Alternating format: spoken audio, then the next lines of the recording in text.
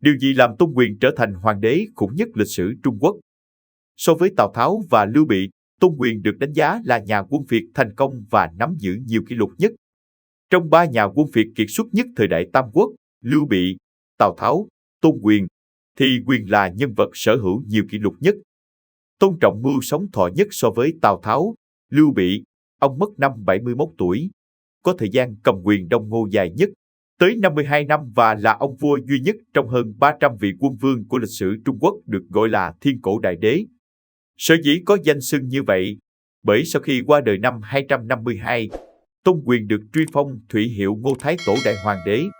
Ông là Đại Hoàng Đế duy nhất trong lịch sử Trung Quốc. Tôn Quyền kế thừa cơ nghiệp của cha và anh, trấn thủ Giang Nam. Ông là người giỏi mưu lược, biết thay đổi theo thời cuộc, nhờ vậy mà thành bá chủ một phương. Sử gia Trần Thọ, tác giả Tam Quốc Chí đánh giá về ông, mưu lược, tài năng như câu tiễn, là người kiệt xuất. Tôn Quyền là nhà chiến lược tài ba, có năng lực vượt trội được thể hiện ở nhiều lĩnh vực, nắm đại quyền chính trị, quân sự, bành trướng lãnh thổ, phát triển kinh tế. Năm 213, Tào Tháo xu quân Nam Hạ đánh Ngô. Tam Quốc Chí, Thục Thư và Ngô Lịch đều chép Tào Tháo nhìn quân đội của Quyền, thầm than mà rút lui. Đó chính là chiến dịch Nhu Tu Khẩu mà Tôn Quyền buộc Tào Tháo lui quân không kèn không trống. Một đối thủ lớn khác của Tôn Quyền là Gia Cát Lượng cũng đề cao ông trong Long Trung đối sách. Tôn Quyền chiếm cứ Giang Đông đã qua 3 đời. Dân giàu nước mạnh, hiền tài vô số. Chính quyền Tôn Ngô dưới sự thống trị của Tôn Quyền có khả năng hùng cứ Giang Đông, đỉnh lập cùng Ngụy, Thục. Bên cạnh yếu tố địa lợi, Bắc có sông lớn, Tây có núi hiểm, thì quan trọng nhất là nhân hòa. Tôn gia từ thời khởi nghiệp đã quán triệt chính sách lôi kéo hiền tài. Tôn Sách lúc lâm chung từng nói với Tôn Quyền, việc điều binh khiển tướng, tranh đoạt thiên hạ thì khanh không bằng ta. Nhưng trọng dụng hiền tài, thu phục nhân tâm, bảo vệ Giang Đông thì ta không bằng khanh. 1. Vũ khí chiến lược. Các học giả hiện đại thừa nhận, tài dụng nhân chính là vũ khí tất thắng của Tôn Quyền. Danh tướng Lữ Mông vốn dĩ chỉ là một sĩ quan quèn. Một lần Tôn Quyền duyệt binh, trông thấy Lữ Mông chỉ huy một nhóm lính bộ Pháp chỉnh tề, tinh thần phấn chấn. Quyền rất hài lòng, bèn phá cách đề bạt Lữ Mông. Về sau, Lữ Mông trở thành đại tướng anh dũng thiện chiến, vang danh thiên hạ với chiến dịch tập kích Bạch Y Độ Giang đánh bại Quan Vũ, đoạt lại Kinh Châu về cho Đông Ngô. Năm 221, khi Lưu Bị huy động lực lượng toàn quốc tấn công Đông Ngô, Tôn Quyền phái Gia Cát Cẩn sang Thục cầu hòa. Có người cho rằng Gia Cát Cẩn, anh trai Gia Cát Lượng, chắc chắn sẽ một đi không trở lại. Chỉ có Tôn Quyền nói, ta và Tử Du Gia Cát Cẩn có lời thề sinh tử. Tử Du không phụ ta, ta cũng không phụ Tử Du. Quả nhiên, Gia Cát Cẩn là người công tư phân minh. Sau khi thực hiện nhiệm vụ ngoại giao đã trở về phục mệnh. Danh tướng Lục Tốn của Ngô ban đầu cũng chỉ là một thư sinh, không có công tích gì.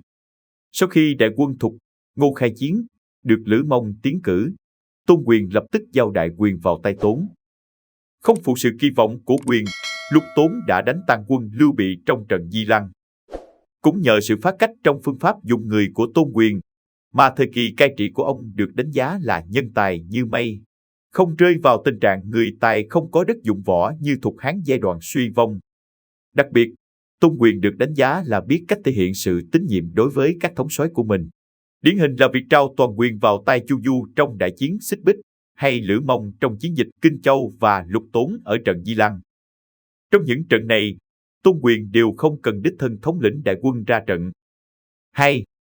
Sách lược khôn ngoan hoàn thành đế nghiệp.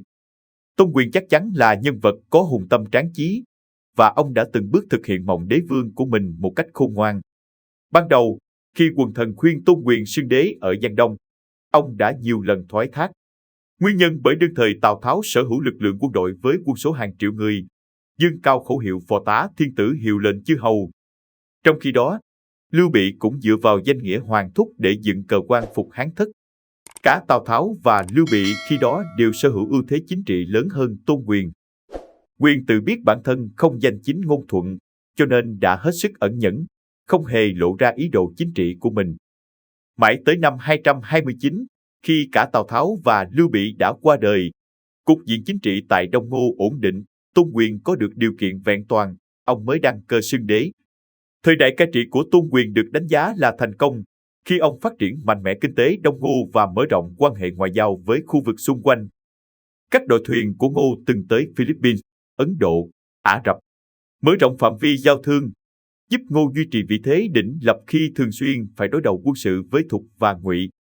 Đáng tiếc, khi về già, Tôn Quyền bị mất đi sự hùng tài vĩ lược của mình. Ông trở nên đa nghi, thất chí, khiến mâu thuẫn nội bộ triều Ngô diễn biến phức tạp. Sau khi Tôn Quyền mất, Đông Ngô rơi vào thời kỳ đen tối bởi những cuộc thanh trừng triều đình đẫm máu, kết cục khiến nước này không thoát khỏi họa diệt vong. Video chúng tôi đến đây là kết thúc. Cảm ơn tất cả các bạn đã quan tâm tới Xe Hay V88 và theo dõi video của chúng tôi. Đừng quên like, share và đăng ký kênh. Đặc biệt đừng quên bật chuông để theo dõi những video khác nhanh nhất. Một lần nữa xin cảm ơn tất cả các bạn.